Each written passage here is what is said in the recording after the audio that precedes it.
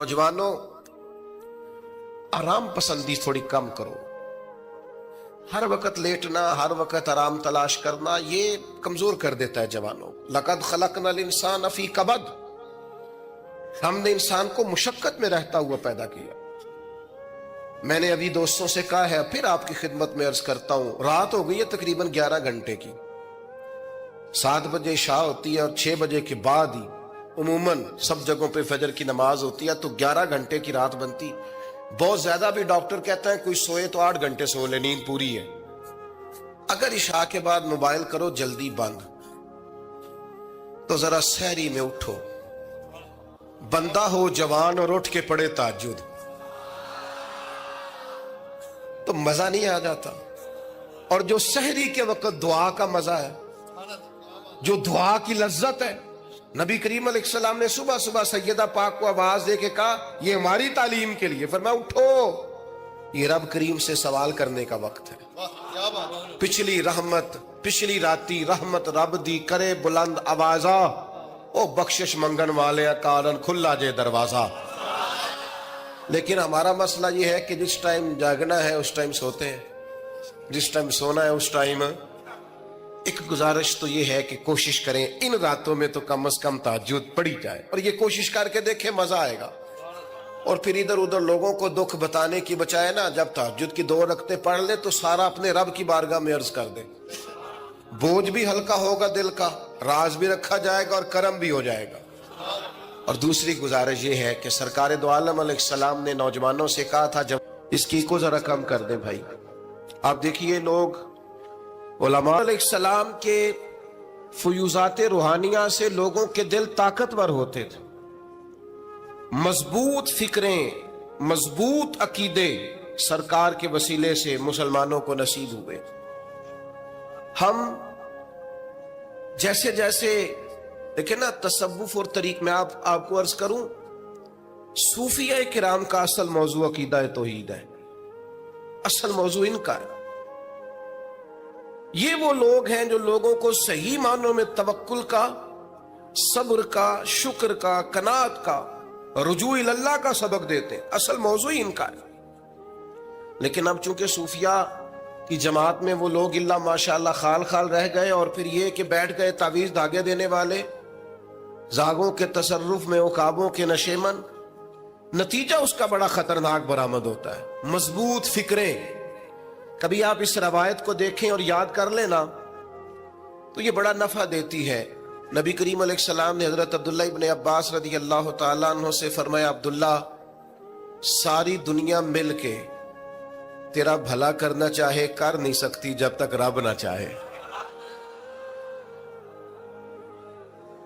और फरमाया सारे दुनियादार मिल के तेरा कुछ बिगाड़ना चाहे बिगाड़ नहीं सकते जब तक रब ना छोड़ दे बेटा। आप जब तक अल्लाह ना चाहे, तो फिर रुजू तो अल्लाह की जानिब करना चाहिए। नबी अकरम सल्लल्लाहु ताला अलैहि वसल्लम ने अपनी उम्मत को तवानाई इस बात से दी कि अल्लाह हमारे साथ है। आप देखिए फिक्री तंदुरुस्ती कितनी ज्यादा है कि 1000 के मुकाबले में 313 लोग हैं। ना असला पूरा है, ना घोड़े पूरे हैं, ना खुराक पूरी है, लेकिन वो मैदानों में इस तरह लड़े हैं कि 1000 को भागने पर मजबूर कर दिया। वो अबू जहल ने जब कहा ना जासूसों से कि जाओ पता करके आओ, तो उन्होंने आके कहा वो तो 313 लोग हैं, बच्चे भी हैं, बूढ़े भी हैं, चीज कोई नहीं पास। तो अबू जहल कहने लगा, फिर तो उन्हें घोड़ों की पुश्तों पर बांध के मक्के ले जाएंगे, वहां जाके देखेंगे क्या करना है। तो जासूस कहने लगा, सरदार अगली बात भी सुनना, है तो 313, लेकिन जान हथेली पे रख के आए। जिसके खैमे के पास से गुजरे हैं शहादत की दुआ मांगते देखा है। उनकी आंखों से चमकती हुई रोशनी और उनके लफ्जों से फूटता हुआ वलवला और उनकी आवाजों से निकलता हुआ दबदबा किसी जगह भी उन्हें कमजोर नहीं होने देता। उनके अंदर कहीं भी कोई कमजोरी नहीं आने देता। गरीबी का नाम लेके सारा सारा दिन परेशान होना, गरीबी का नाम लेके अपने आप को मजलूम साबित करके लोगों को मदद पर उकसाना, बंदा मोमिन का ये तरीका نہیں ہے. اپنی توجہ اللہ کی جانب کرے, نبی رحمت علیہ السلام کی بارگاہ میں استغاثہ پیش کرے. لیکن دنیا داروں کو مائل کرنا, لوگوں کی جیبوں کی طرف دیکھنا, یہ مومن کی شان گردن کو جھکا دیتا ہے خیرات کا پتھر. جہاں میں مانگنے والوں کے سر کبھی اونچے نہیں ہوتے, اور غیرت ہے بڑی چیز جہانے تگ و دو میں. بھائی آپ طاقتور بنے. دیکھیں نا, ایک نوجوان نے آ کے حضور کی بارگاہ عالی مرتبت میں عرض کیا تھا, یا رسول اللہ صلی اللہ علیہ وسلم غریب ہوں, کچھ دیجئے. تو حضرت جابر ابن عبداللہ رضی اللہ تعالیٰ عنہ فرماتے ہیں, ہم نے حضور سے بڑا کچھ سنا, یہ لفظ نہیں, لفظ لا, یعنی میرے پاس نہیں ہے, یہ ہم نے حضور سے سنا ہی نہیں. ایسا کوئی محبوب کہیں ہوگا نہ کہیں ہے, بیٹھا ہے چٹائی پہ مگر عرش نشیں ہے, اور ملتا نہیں کونین کو کیا کیا تیرے در سے, بس ایک لفظ نہیں ہے جو تیرے لب پہ نہیں ہے. اور یہ فاضل بریلوی رحمت اللہ علیہ کا انداز بھی دیکھیے, کہتے ہیں واہ کیا جود و کرم ہے شہ بتہا تیرا. اور یہ ذرا دیکھیے شعری ذوق دیکھیے, واہ کیا جود و کرم ہے شہ بتہا تیرا, نہیں سنتا ہی نہیں. نہیں, کیا انداز ہے. اب یہ کیسی زبان ہے اور کیسا یہ محاورے کا استعمال ہے, جو شعری ذوق رکھتے ہیں وہ سمجھیں. کہتے ہیں نہیں سنتا ہی نہیں. کون؟ مانگنے والا تیرا.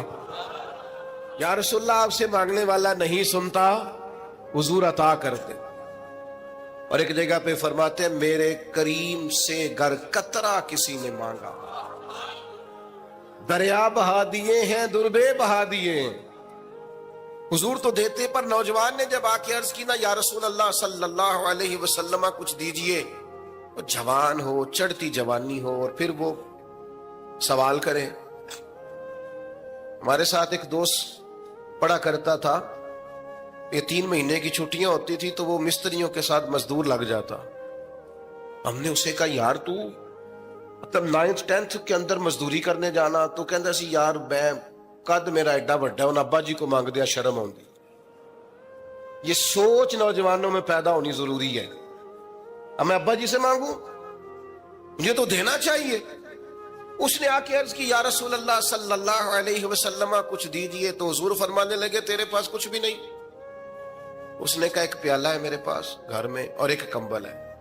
اتنا غریب بندہ ہے کوئی محفل میں جس کے گھر میں ایک ہی پیالہ ہو, ایک ہی کمبل ہو؟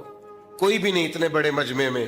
لیکن اگر کوئی ہماری غریبی کا رونا پوچھے تو میرا خیال ہے ہر تیسرا بندہ دوسرا بندہ غریب ہے, اور بڑا ہی غریب ہے.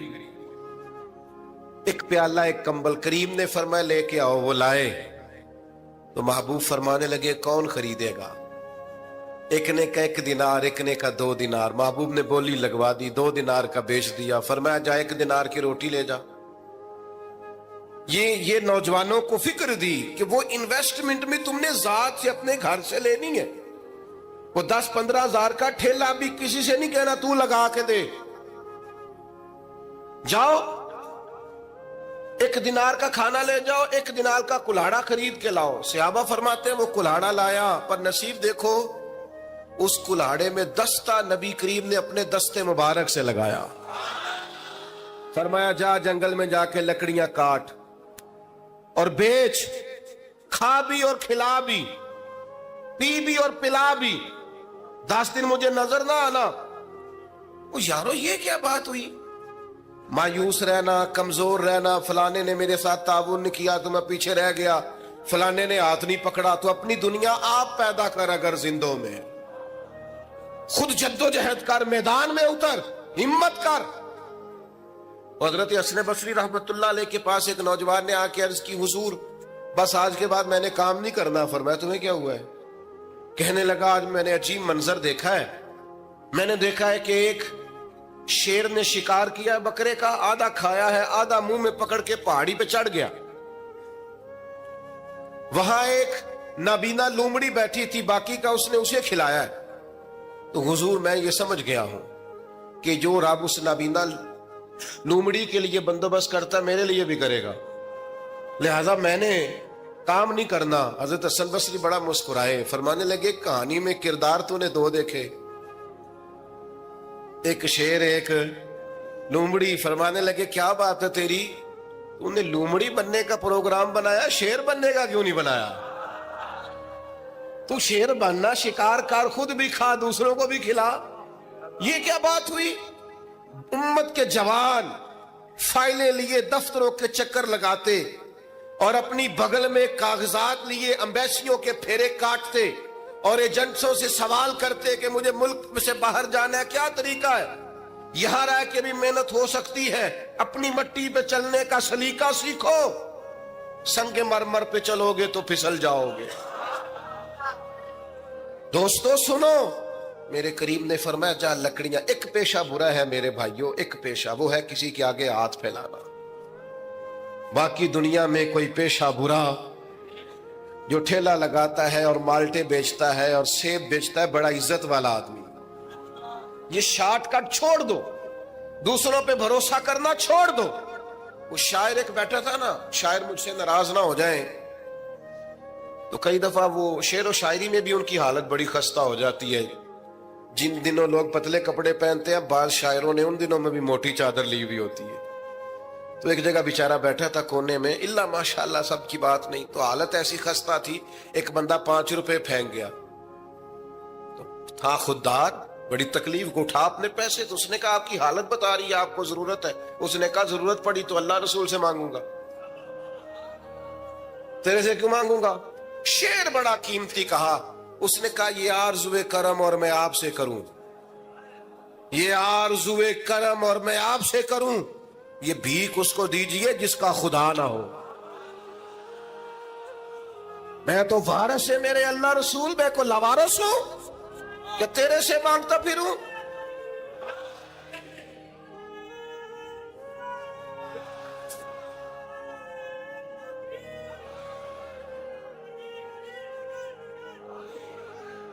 ماشاءاللہ ماشاءاللہ۔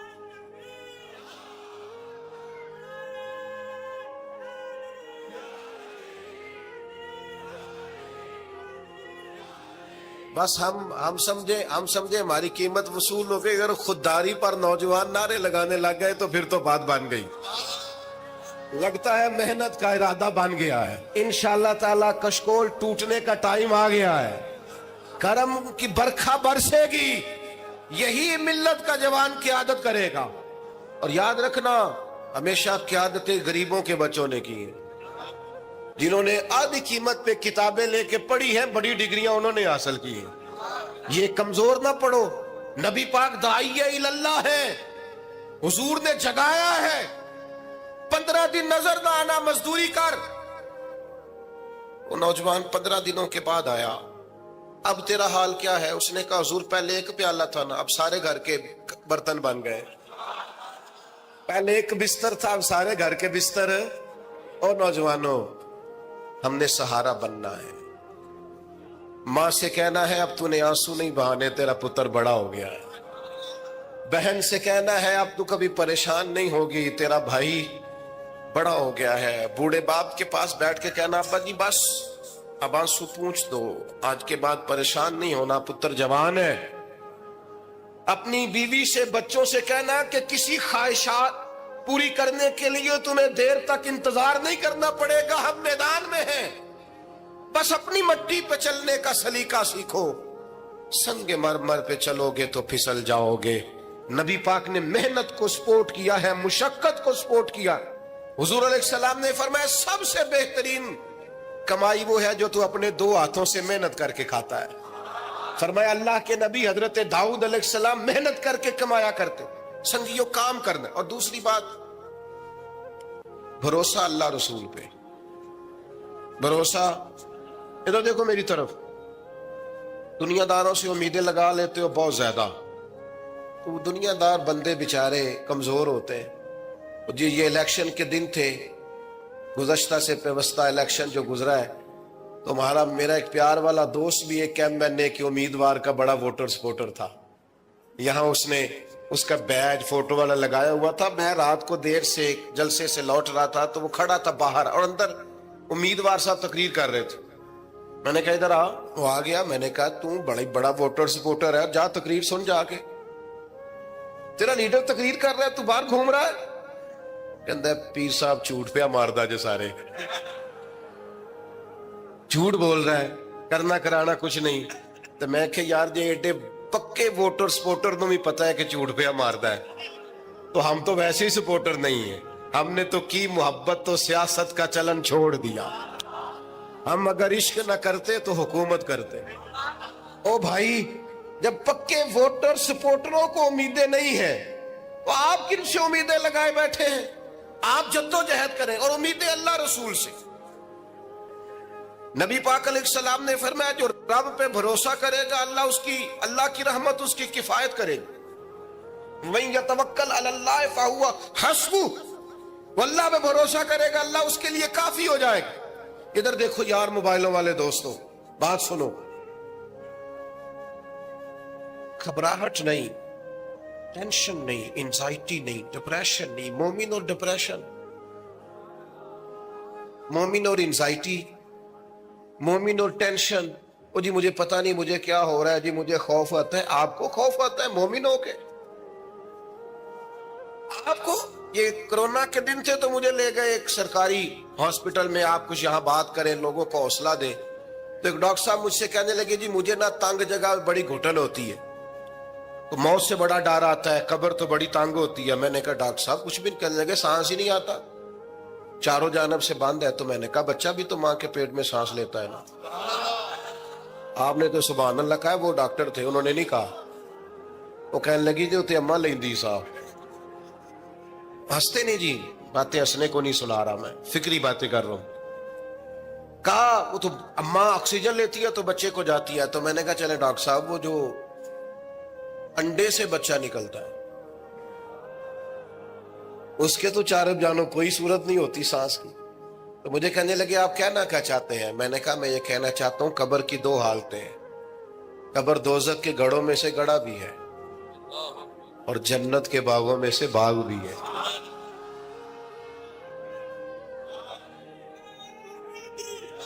سنو یار, اللہ آپ کو خوش ہو. ماشاء اللہ. سنیں جی سنیں.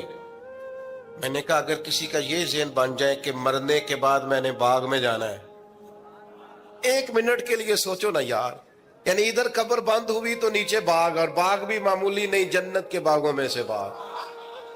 اور باغ ایسا شاندار جس میں آنکھ کھلی تو پہلی زیارت ہی مدینے والے معبود کی.